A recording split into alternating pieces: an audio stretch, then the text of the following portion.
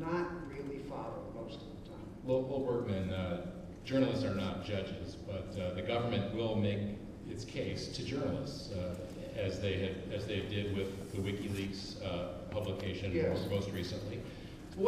How do journalists, how do you evaluate these the case that a government might make to you that this would be harmful to the national security? How should newspapers and other media interpret that and evaluate that? Well, first of all, I think we have to understand that if someone in Great Britain had, or if WikiLeaks had gotten all these documents and they had come from MI5 or MI6, which are the British intelligence agencies, and that they had attempted, let's say, The Guardian, to publish those articles, that information in Britain, it's very likely they would not have been able to.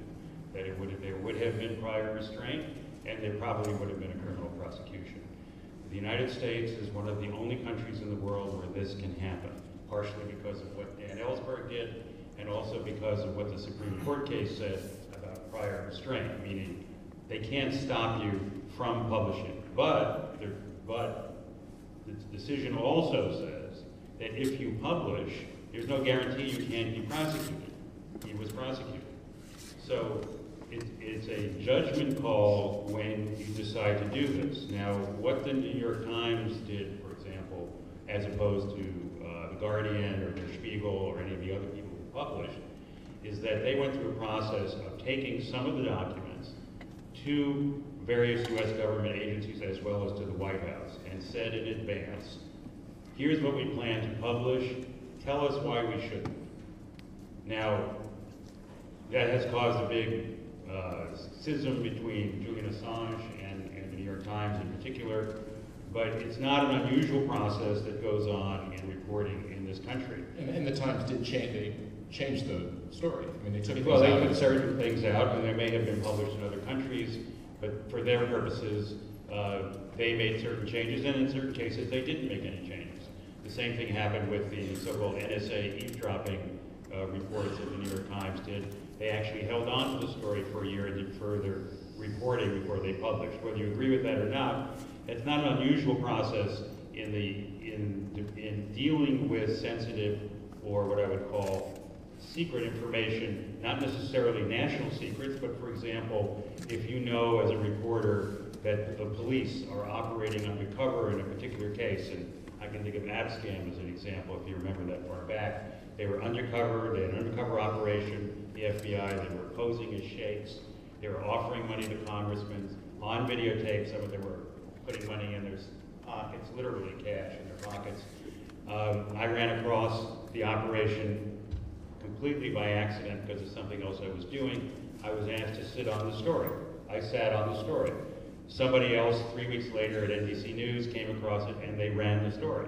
I got beaten up by my editors, but that's what you do in the business. If you think someone's life is going to be in danger, you attempt, for example, to be as responsible as possible about the use of the material. And that's sort of a cultural phenomenon in the United States. It doesn't really exist in any other country. In this age where you don't need a printing press to publish things, in this age of the internet where you don't need a printing press. I mean, Dan Ellsberg stood, Xeroxing thousands of pages of documents, whereas... Did you have a collator, by the way? His children, I think, were the collators. But I was very jealous of the later machines. But Goldberger, how does that change the equation? Because although the New York Times may be responsible, WikiLeaks or anyone else who wants to publish something online may not be. So does that change the equation? Well, I think there are two serious changes here. One is in the WikiLeaks case, and also probably in more of the things we're going to see in the future, it's the quantity of documents. The ability, I don't know how many weeks it took you and Russo and others to copy, but the quantity of documents, the deluge of documents was so great that we are unlikely to, I would think we're unlikely to see a document dump like that again from a U.S. government agency. Maybe we will, but it's unprecedented and it changes the whole nature of this kind of enterprise. And the second part of it is obviously what you said. You can push a button and they can all be out there. For example, or they could be on a thumb drive. For example, I understand that you're walking around with a copy of all these documents digitally as part of Julian's. He's indicated that you have a copy that as part of his insurance policy in case something happens. That's what he told me. So He's not talking. So you can carry around 250,000 documents in your pocket. Yeah. So that everything changes at that point, and I don't think anybody knows the answer. Could I just, it seems to me that what you describe implicitly, Will, is a process of making a moral, ethical judgment about what you're going to, as a journalist, are we going to hold this stuff? Are we going to put it out now? Are we going to never hold it? Are we going to redact certain things?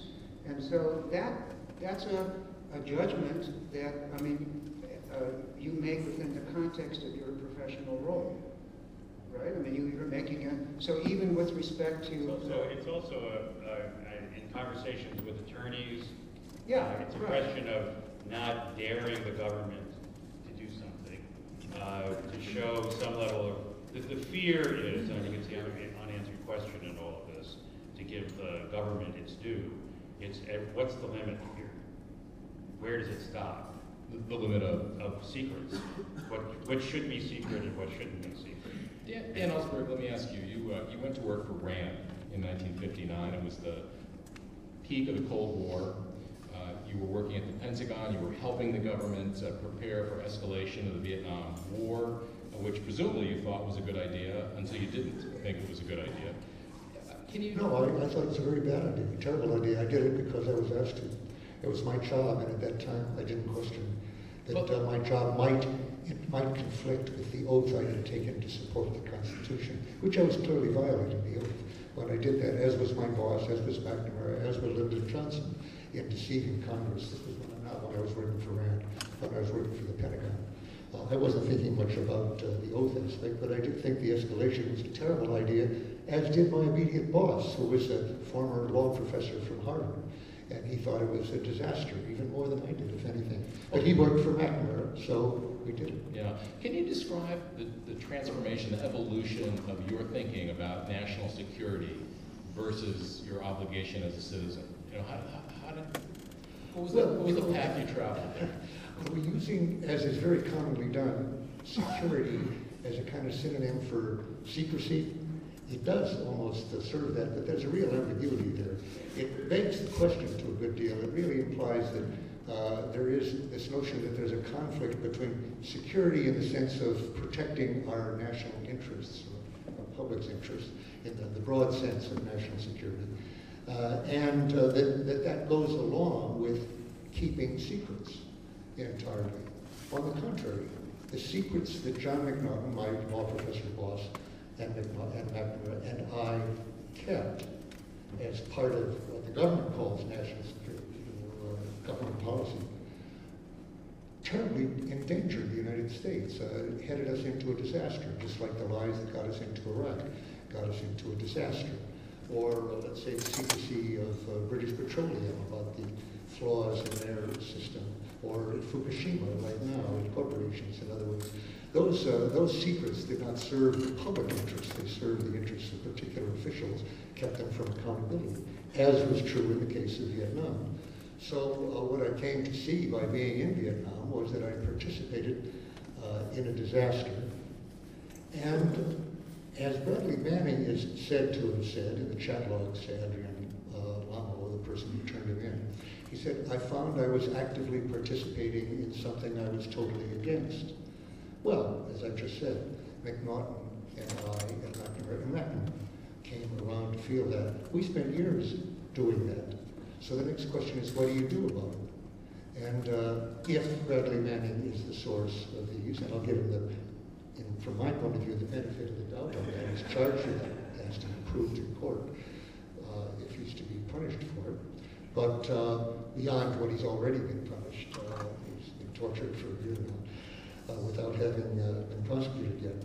But if he did release that, then I take it he came to the same conclusion I did, that if you're actively participating in something you're totally against that you feel is wrong and disastrous to the broad sense of the national security of the country or the interests of the country, or perhaps even precede his oath that he had taken as well as I had, then what should she do? And one of those things, you should consider doing things that risk your own personal security, your own position, your career, your clearance, your freedom, even maybe your life, just the way people risk their lives in the government, in military affairs, in what they think of as pursuing protecting national security.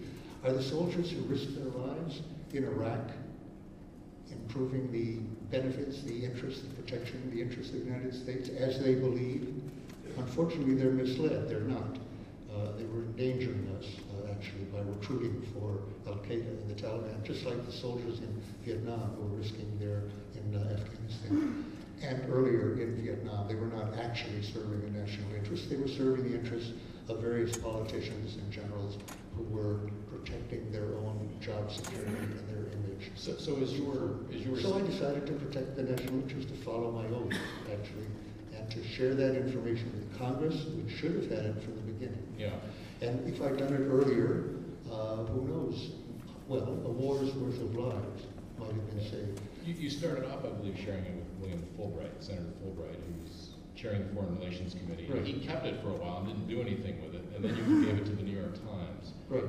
And while that was happening, at what point did you think, I am breaking the law, and I'm willing to pay the price? And what price did you think you might I pay? assumed that I must be breaking some law. I had been told frequently every time I signed a secrecy agreement that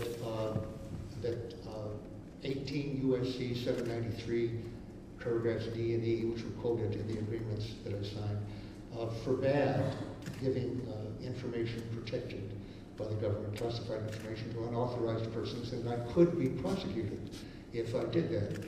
And I took that on face value and assumed that I wouldn't be prosecuted. And since there were 7,000 top secret pages, I assumed I would go to prison for the rest of my life. So and I note, by the way, that in the chat logs, Bradley Manning said, I'm prepared to go to prison for life or even be executed, he said. Now, I didn't expect to get executed, I must say, although prison for life sounded pretty bad. Bradley Manning is now being faced, as I wasn't, with possible execution, even though the prosecutors have said they're not going to ask for it. But anyway, that did seem worthwhile to me. I've been in Vietnam as a civilian, but I risked my life over there when I believed in the policy, and even when I didn't believe in it, when I believed it was my job to do, even though it was the wrong thing to do. And so it seemed reasonable to be willing to risk my freedom to help end that war, to shorten the war.